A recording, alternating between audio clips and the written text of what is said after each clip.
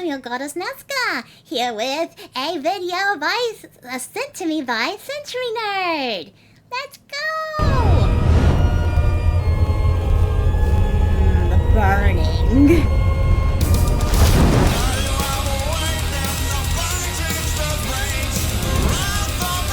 Nazca, Axel!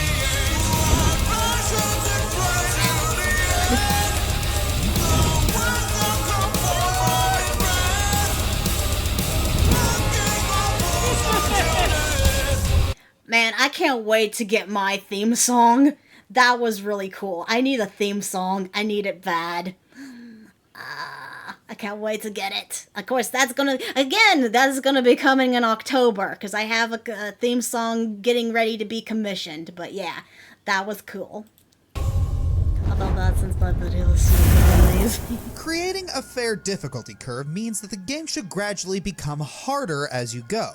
Some curves are higher, some are lower, but both are still consistent. Then you get to the difficulty spikes, in this case, ones that take the form of bosses. These are unusually hard, as in they are noticeably harder than what comes before and after them. Now, because of the ability to grind, judging the difficulty of an RPG boss is, for lack of a better word, debatable. So, in cases like that, we'll judge an RPG boss by how much preparation you usually have to do beforehand, including grinding time. Now, make no mistake, this is not a hardest boss list by any means. Most of the bosses who appear on here are not the most difficult in their respective game, but they can take you by surprise when they curb stomp you. With that, I still say for me, the hardest boss I've ever fought was the original Kingdom Hearts Sephiroth. Just because he, like, one-hits you to give you, like, 1 HP. I know for a lot of people it's probably not, but just for me. That's just mine.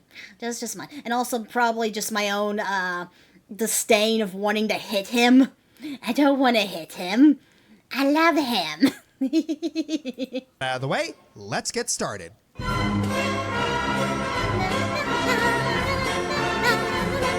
Great bosses have been a staple throughout the Metroid series, as have difficulty spikes. Bosses such as Phantoon in Super Metroid or Yakuza X in Metroid Fusion were both known for giving players a bit of a hard time when first encountered. Fun fact, I've never played Metroid. Actually, fun fact, a lot of the characters that are in Super Smash Bros., I have never played any of their games. Like, when I got the original Super Smash Bros., the only game I had ever played related to that was a Mario game. I never played any of the other characters. Like, I had never played Legend of Zelda before until after I got the original Super Smash for the N64.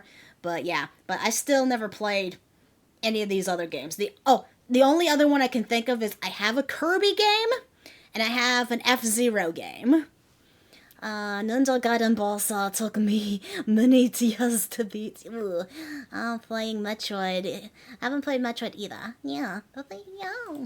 However, there is one boss from this series that speeds past all the competition, and that would be the Boost Guardian from Metroid Prime 2 Echoes. Now, a bit of elaboration. Cool, in Metroid Prime 2, you have two worlds to traverse, the Light World and the Dark World. When you enter the Dark World, Samus will slowly take damage over time. Thankfully, there are safe zones you can stand in to slowly heal, and defeating monsters can provide you energy, assuming you don't get hit. Up to this point of the game, you've fought a few bosses. I think I know why I never played a Metroid game. It's because it looks like it's shooter-based. I don't like shooter games, despite Trucker Man making me play them. I do really like the Resident Evil series, but again, I hate shooters. Especially this first-person shooter.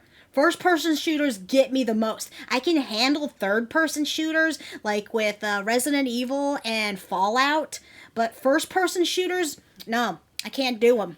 I just can't. I started to play Earthborn, but it was fun. Oh yeah, I heard that game was really trippy. In the Dark World, dodging their attacks while jumping from safe zone to safe zone so the corruption doesn't eat you alive. Also, most bosses have been pretty straightforward. Obvious weak points and attack patterns, attack after they do, counter the defenses with the recently acquired power-up, the usual. This, of course, all changes when you drop into the ring of the Boost Guardian. The first thing players will notice is the complete lack of safe zones in this boss arena. Okay, so the game wants you to beat this guy quick and fast, right? That seems doable, especially because he occasionally spawns at moves that give a times. little energy.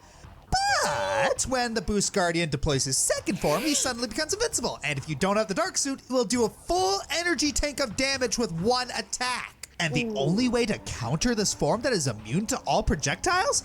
Carefully line up your bombs with his trajectory and hope he runs into it as they explode. The so amount what? of math needed to predict this boss's movement, it should be on the final for calculus! This Huh. Okay, so that makes it infinitely worse. And it looks like right here, this gameplay looks like you're doing a pinball. So, unholy combination of War of Attrition and a highly unfair secondary form sent many players to the game over screen with rage. Funny enough, even one of the game's own developers, Brian Walker, once What? said in an How? interview that he was Why? only able to beat the boss in debug mode. I That's think if even the unfair. developers have some issues beating a boss, you might want to go back to the drawing board. number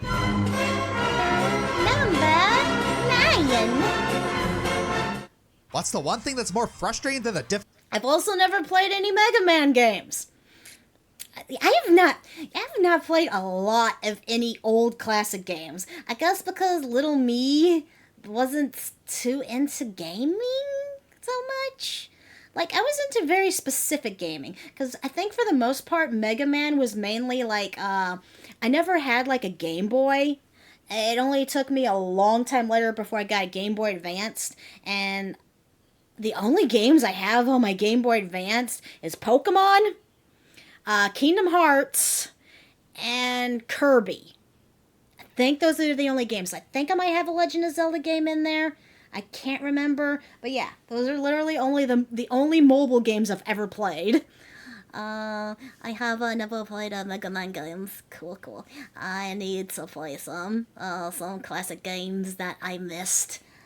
Yeah. Oh yeah, Sonic. I also have Sonic. That's the other one. typical boss fight? How about one in the form of... No. I just remembered another. No way. Or was that for the 3DS? No, not the. It was for DS. I have a Bleach game. I have a Bleach game for the DS. Yeah. a puzzle? Oh, my favorite. Jontron. Up to this point, Mega Man 2 has actually been a pretty decent game. Catchy music, weapons aplenty, and pretty consistent boss fights. With one notable exception, the Boo Beam Trap. Picture this. You just finished mowing down I'm sorry. It sounded like he said a booby. I'm being 2 years old. It sounded like he said booby. Booby. Dozer, and probably feeling pretty winded about The now. booby So, trap. what's next around the corner? A room full of glowing doodads on the wall that shoot lasers at you. Oh, Mission fun. seems straightforward enough. Take out the 5 orbs to make them stop shooting so you can move on. But only in a just world is it ever this simple. This little escape room from hell is Ew. bordering somewhere between broken and shamelessly trollish. Boobies. For starters, the orbs are unfairly trigger happy, shooting lasers and taking a chunk out of your health literally every few seconds. And Ah, dodging them sucks. is next to impossible. There's also these stupid breakaway walls all over the room that only serve the purpose of making you waste your ammo. Speaking of, the only weapon that'll actually get rid of these bloody things seizure. is the crash bomb. And you've only got so many shots to spare with it. And the most fun part, once you run out, you have to willingly let yourself get vaporized. Waste time gathering up ammo again, press pause, bang your head against the wall, scream into a pillow, cry in the shower, and then come back to go through all this bullshit again. Oh my goodness. Thankfully, there are a few, so Oh wow, that does seem horrible. I would not be able to play something like that. It seems like it takes a lot of patience. Yeah, first time. Hello. Oh, it's a bot. Hello, bot. I like the bot. Say hi to the bot, everyone. Hi, bot. silver linings. The walls you have to waste your time shooting don't respawn every time you die, so you'll only have to put up with them once, which will hopefully make the next frustrating rinse cycle a little easier, assuming you don't use a continue. Also, the Mega Man That's good. Legacy Collection version of the trap gives you the biggest bone by giving you a save point so you can restart your file with crash bombs and Was the character glitching right there? Because it kept losing his face. That was weird. Sort of kind to use of my brain too hard. Yep, To use my brain this much is too hard. I'm only a woman's.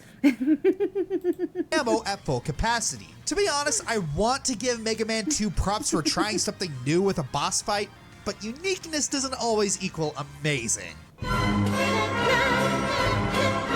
8. Oh, by the way, yesterday when my game crashed for Legend of Zelda, I did have a brain fart and realize what I needed to do to get through that room. I needed to get a stick, light it on fire, and put it on the torch. I don't know why I couldn't figure that out at the time. Man, it's been so long since I've talked about Kingdom Hearts, huh? Yay! So long. I love Kingdom While Hearts. the organization is where the real brawls are, one of the novelties of the Kingdom Hearts franchise was being able to go toe-to-toe with some of our favorite Disney baddies. These typically range from disappointing and broken to amazing and kinda cathartic. And Ooh. Okay, another really...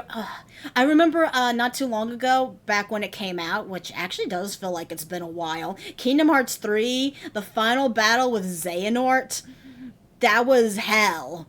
That took me forever. But yes, I adore Kingdom Hearts. I adore it. I remember, hold on, I gotta gush a little bit. I remember being a little baby me and seeing the trailer for Kingdom Hearts for the first time on TV. And I was like, oh my god, that's beautiful. I must have. And then when I sat there, played the game for the first time, watched the opening, I started crying. Don't ask me why. Just... the simple and clean, and the oh god, it was just it broke me. It broke me. Good, you figured out how to do that. Yes, I did. To me, it was epic. Kingdom Hearts was so many boss fights that can be unfair. So beautiful. like few are I'm pissed. merciless to try and face. Sorry, another little quick move. I'm pissed off that Sephiroth was not in Kingdom Hearts 3.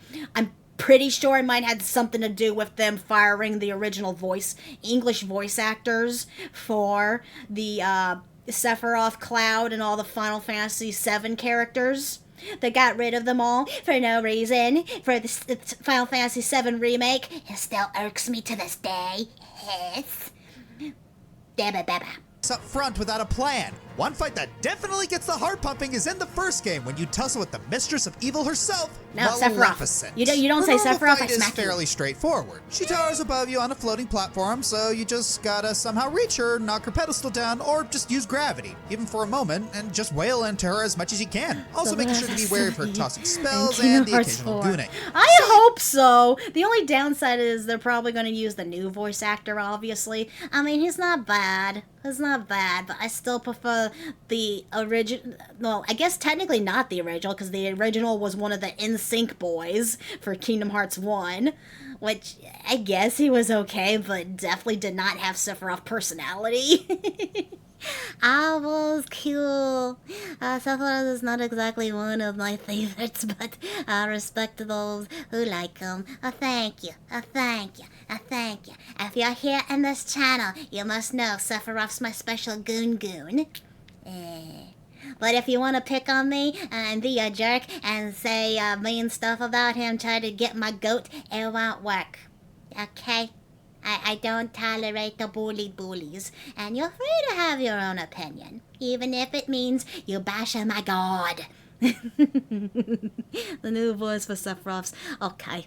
I love George Newman. I believe I'm saying his name right. He is so good. Managed to beat her down. Happy ending, right? Oh, what a world we live in if it was ever that easy. Oh yeah, the dragon version. With me and all the powers of hell.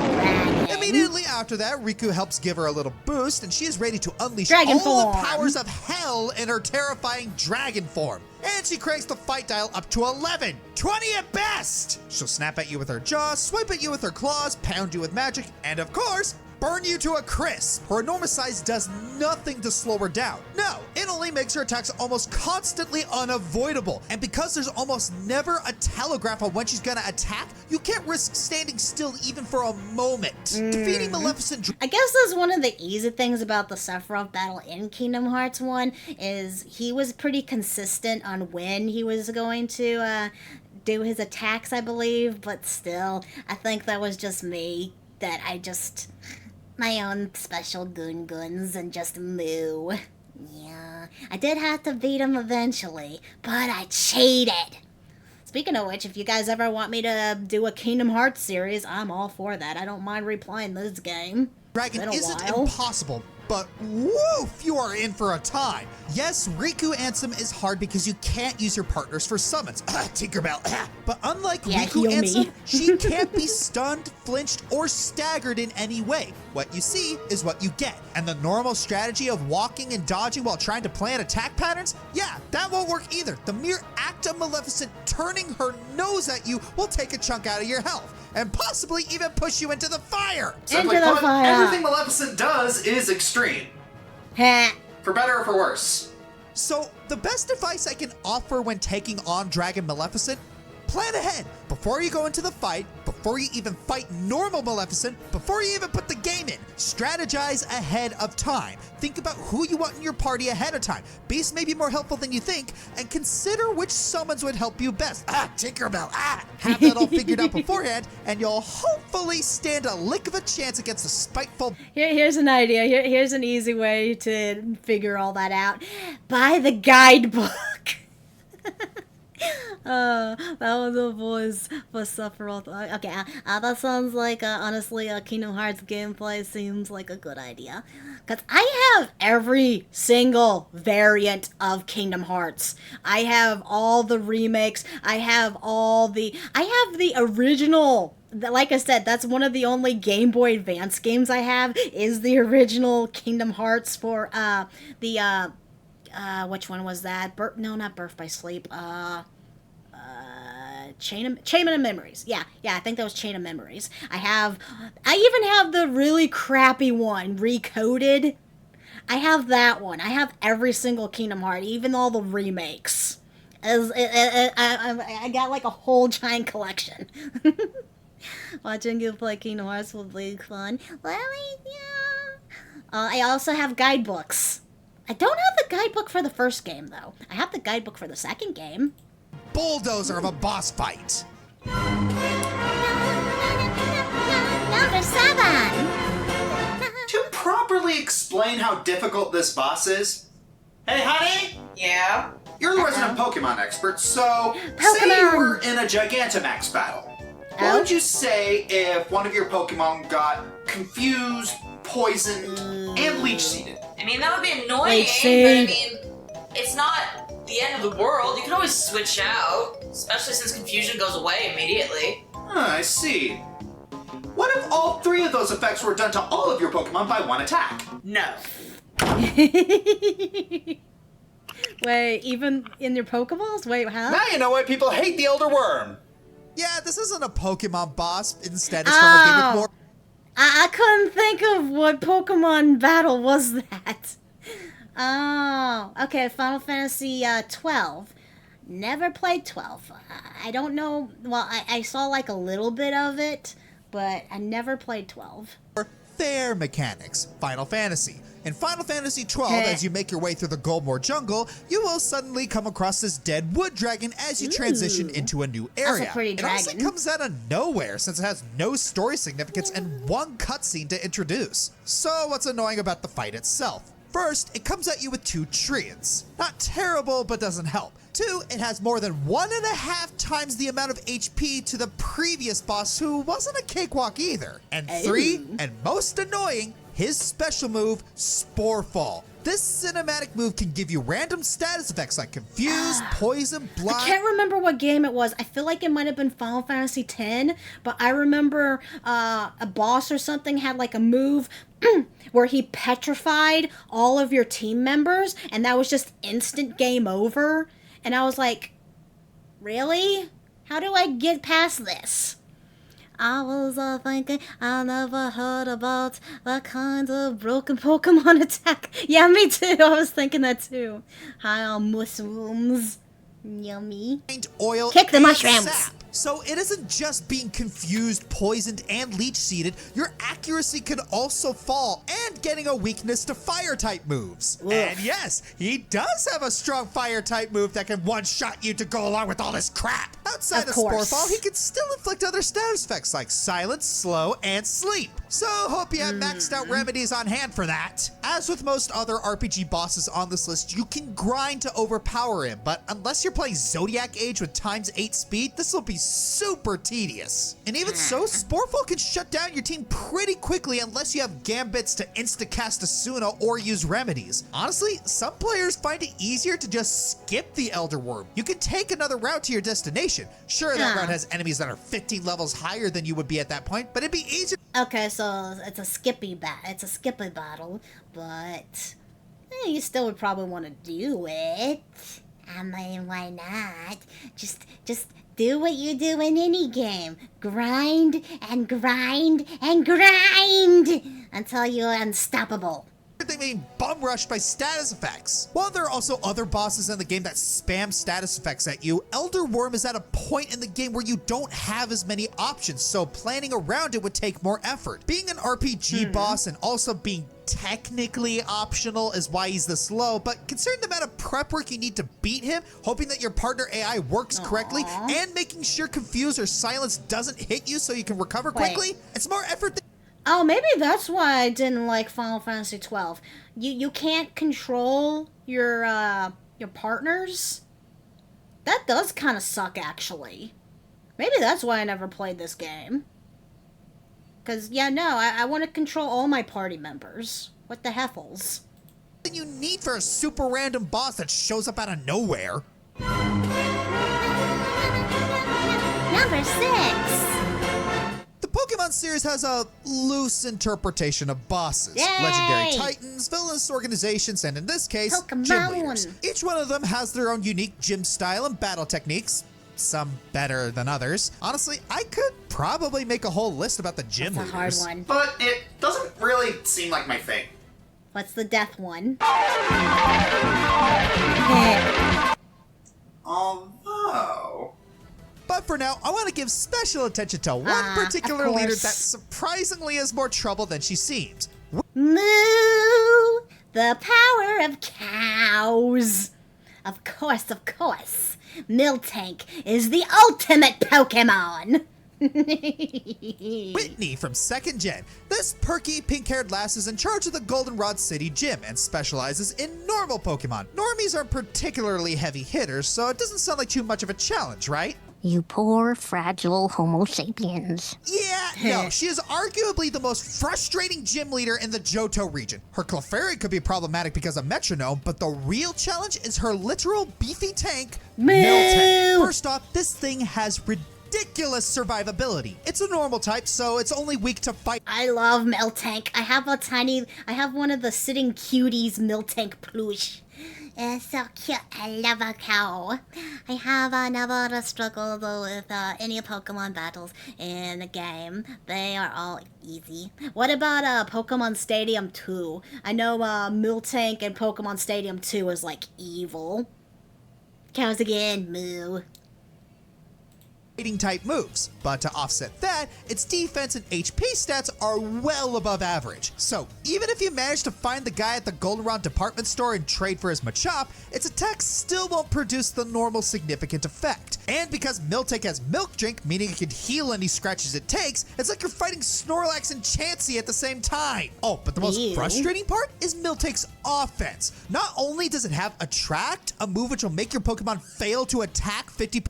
Okay, an easy way to get around Attract, go hunt down for some female Pokemon.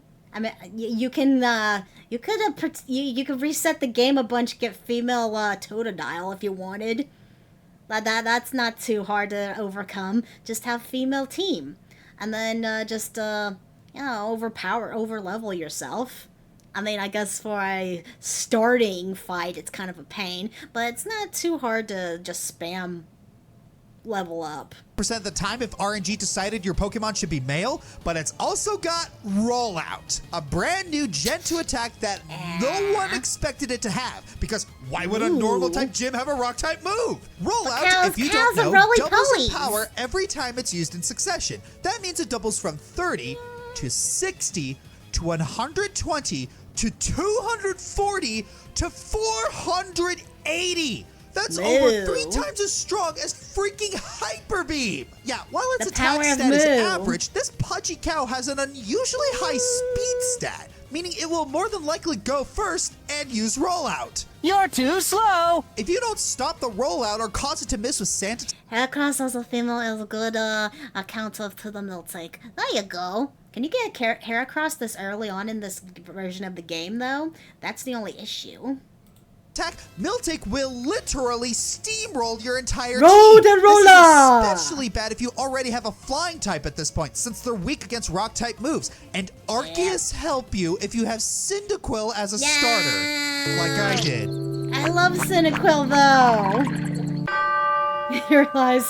What a baby. What makes battling this heifer so frustrating is that it takes an unusually high amount of preparation beforehand to even come close to standing a chance against it. Really, other than grinding your heart out, the most you can hope for is to throw a lot of status moves at Miltank and pray the RNG is on your side. Would you believe she's only the 3rd gym leader in the whole region? Well, things can only get better from here.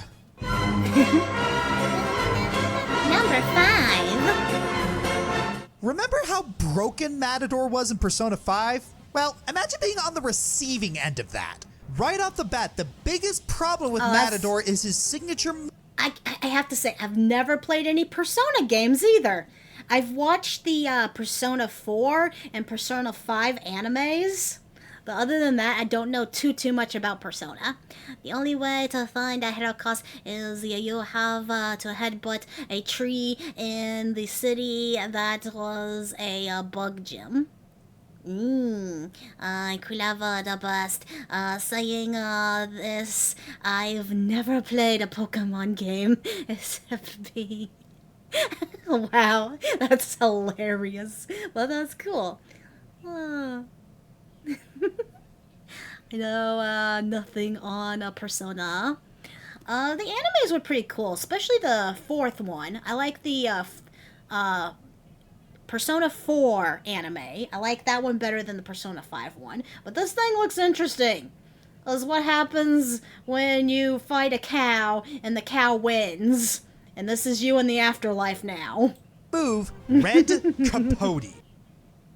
I looked it up, is actually how you pronounce it. This maximizes his already crazy high agility and accuracy, making him next to impossible to hit, and make sure he can always hit you. This requires you to debuff his agility before you can even attack him. And the whole time you are at the mercy of RNGesus, since he's free to use Red Capote whenever he feels like it. I don't even think of trying to debuff his other stats, since he'll just dispel those. Then he gets to low HP and gets some new skills. Focus, which greatly... That's cool.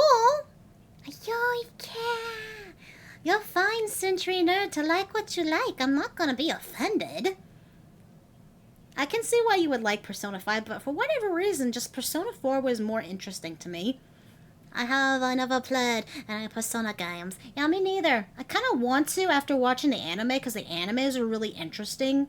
But he powers up his next physical attack, which will probably hit. Taunt, which greatly lowers your entire party's defense. And Andalusia, which does a ton of damage to your party, which will always hit. Yeah, Taunt raises your party's physical attack, but good luck trying to hit Matador with his evasion. Even though he's an RPG boss, you still need to do a crazy amount of preparation against him. You need to assemble a team that specifically counters his attack type, and you will likely need a whole party heal spell. This is such a crazy spike that thing's cool.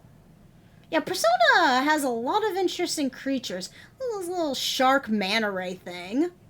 Shark manta ray shadow monster. It kind of reminds me of those annoying things in Minecraft that appear in the sky if you don't sleep.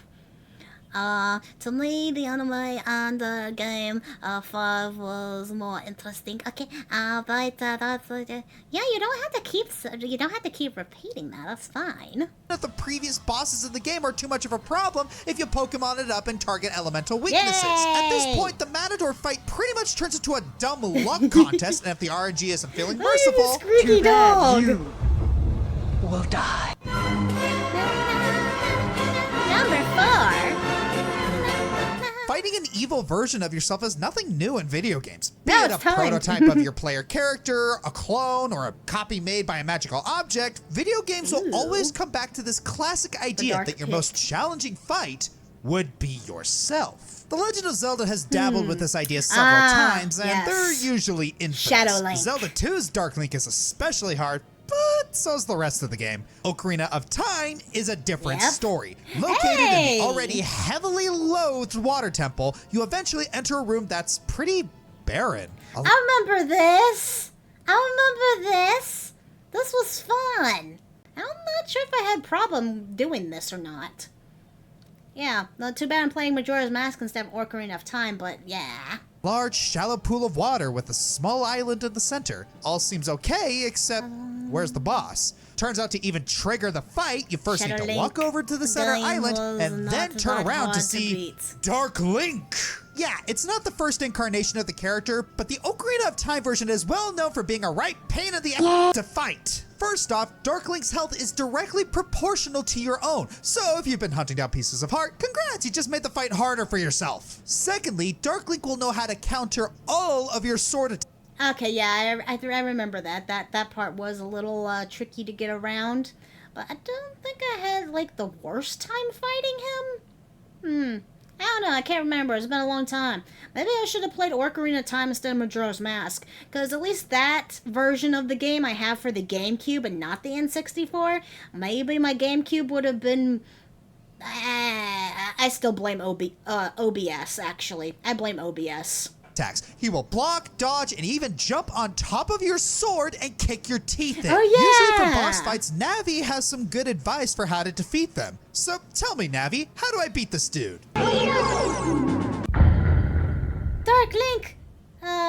This is no time for Zen riddles, you annoying blue Tinkerbell! Eh. What you have to do is Conquer try and yourself. fake out Dark Link and then attack him with either the Big Goron sword or the Megaton hammer, two objects that the Shadow can't copy. However, finding the right trick to beating this bot proved too much for many players, resulting in many just giving up and solving the issue with my go-to method, fire!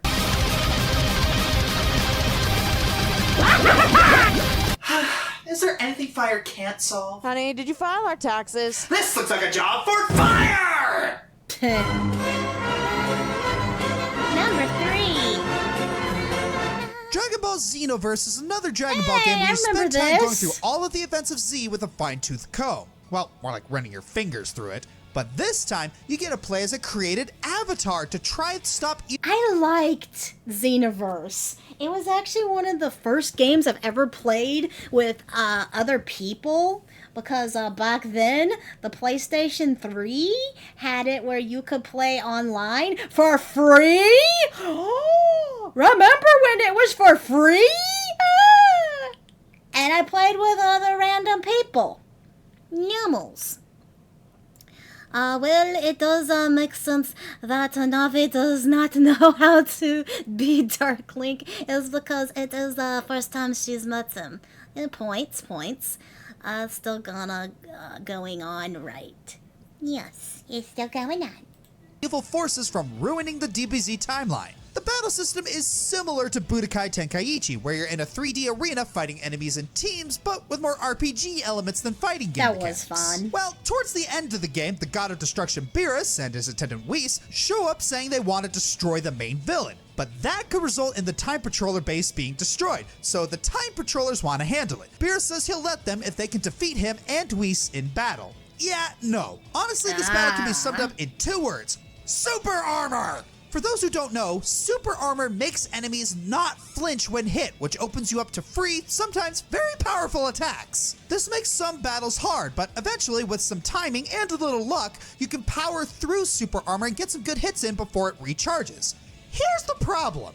That tactic will eventually work against a single foe. Try putting 2 foes together with that, and they're both gods with god tier abilities. Well, one's an angel, but you get what I mean. Besides their super armor, A powerful angel. But yeah, I could see why it would be a pain.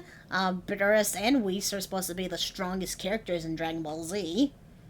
they also warp, launch large super powerful balls of energy, and can multi-combo you to death if you're not careful. Okay, yeah, you do have a partner with Time Patroller Trunks, but that's moot because even with Super Saiyan 2, you will be quickly and easily defeated. So now you have 2 near invincible guys to fight on your own. Even if you manage to bust one guy's super armor, the other guy will bum rush you, and then the super armor you just broke recharges. Yes, this is technically an RPG. I don't think I ever finished Xenoverse. I think I got bored after a while. I think my favorite Dragon Ball Z game that I have that I really liked playing was Budokai Tenkaichi 3. That one I played a lot because I liked that I could be Broly, and at the time I had that crush on Brody. Say my name. Yeah, I can't, or I could. I mean, I'm not gonna get flagged. Anal Smacks. Yeah. Boss, but level doesn't matter when you're barely doing damage to them or not stunning them due to their super armor. Even going to Saiyan as your class and using Super Saiyan 2 won't work. Plus, most of the story after is nowhere near this hard or frustrating, and you spend the rest of it fighting super-powered versions of all the show's villains. Seriously, fighting 2 people with super armor! My favorite Dragon Ball Z game was Dragon Ball Z Fighters. Yeah, that one was pretty fun too. I think Broly was a downloadable character, but I liked Budokai because it had the Super Saiyan 2 variant of Broly. Like, it had, like, all the different original forms of Broly that there ever was. I think it even had Bio Broly, and I thought that was amazing. What are they thinking? Cut! I know, need to say that for the end. Android 21 was a fun favorite character to In use. the previous yeah, video she's in cool. this series, I mentioned how much I adore no. the Undertale bosses. What makes them so great is how they always keep things interesting and bring their own style to the table. Some are just fun ham sandwiches, the hard one for and others are a this? lot more tragic than we give them credit for. And others? No. Of course. And then there's Sans, Papyrus's laid-back squat brother. I see where they're going. Again, never played Undertale. I watched Markiplier and Jack played it back in the day, but never played it myself. Now, on the surface, Sans isn't really that threatening. He's actually lazy and passive in a meta Until you sense. kill his if you go brother. pacifist or neutral, he won't give you any trouble and can actually be a pretty helpful ally. However, if you embrace your inner demons and kill the other bosses, well, I believe he puts it best. You're gonna die. He ends up becoming the last boss of the genocide route, and he isn't pulling any punches. Right off the bat, he slams you with a barrage of attacks before the battle officially even starts. You'll probably die like a half a dozen times in this segment alone. Next, you legitimately can't hit him. He'll just keep dodging every attack while you land while he gets to wail into you. And yet you still have to attack because it's the only way to progress the fight. To really survive, you have to memorize his attack pattern or he will wreck you. Of course, that's easier said than done because Sans will go so far as to break the game's reality, if one even exists, just to spite you. And if he offers mercy and you call his bluff, yeah, that's a bald-faced lie. Sans has no chill, and you're not getting out of this until... I mean, why would he give you mercy after you murdered his brother and everyone else? I think at this point of the game, you're like the last person. He's like the last person alive, pretty much. So, yeah. The fight's over and you suffer for all the blood you took. And if in the off chance you survive his monstrous final attack, what's his grandiose special move he's been boasting about? Complete and utter apathy. He just stands there, out of breath, and keeps you from doing anything. Unless you wait for him to fall asleep. Thankfully, after that, all you have to do is just reach the fight button and then, bam! One attack is all it takes to end this madness. I know I'm too young for a pacemaker, but after this one, Wouldn't hurt. With Sans being the final contender of the Genocide run, it's clear this was supposed to catapult you through the ringer to compensate for all the no-nos you did up to this point. But here's the thing, intentional difficulty spikes still count. You definitely get your money's worth after all the damage you caused. For the record, I'm not going to be one of those guys who's going to preach about which run you should take, because face it, half the fun of a video game is making your own mistakes. Well, actually, it doesn't matter which route you take, because you're going to want to do all the routes. Because that's how you do a game. You gotta complete the whole picture. Mistakes and seeing what happens. That being said, just take this as a word of caution. If you do go for the Genocide run, Sans has no time to take it easy on you. So you better be ready if you want to avoid being curb stomped. So, what boss is deemed worthy of the biggest spike in difficulty on my illustrious countdown? That stupid pig! So, you go through Diddy Kong Racing and find out. Oh, okay. I definitely never. I did play it. I played Donkey Kong Country. That's the only Donkey Kong game I've ever played. Sometimes some people just want to do the right route, and that's it. But then you don't get the whole story. You can't finish the game if you're not evil. The Genocide run was nuts. I've never played this one. Myriad of other bosses and racing matches, and then Wizpig comes up and says, "You can't beat me." And honestly, he's right. Even though he's just running, he's way faster than he should be for a giant pig. In order to beat him, you require perfection. At the very least, you need to hit all of the boosts. And with the slower characters... Okay, I would never be able to beat this just because I don't like racing games. That's another kind of game that I can't play and I don't like. Racing boss fight. Nibbles. One reason I don't like Undertale. Be evil! Being evil's fun. You need to time it to max out your boosts. Of course, it still isn't that simple. Wizpig is so large that if you boost into him, you can get knocked back. And if you get knocked into the water, well, say goodbye to your already slim chances of winning. Okay, I know this is the final boss, but I have 2 reasons to keep him on here. He's not even racing, he's just running. Harder than every other boss in the game. And 2, the second stage of the boss is actually easy. Yes, the actual second form is a plain stage that's much more chaotic, yet considered much easier than the first phase. So he's a giant pig that runs fast. Dude, okay, kind of a racing moment in a video game for me that was like hell was a Aladdin game for the Super Nintendo. That was horrible. Yeah. Hi, welcome. I am enjoying your stream, by the way. Thank you. You have posted another kick from Discord server yet. Yeah, that's the way. Wait, are you a bot? It's not a bot.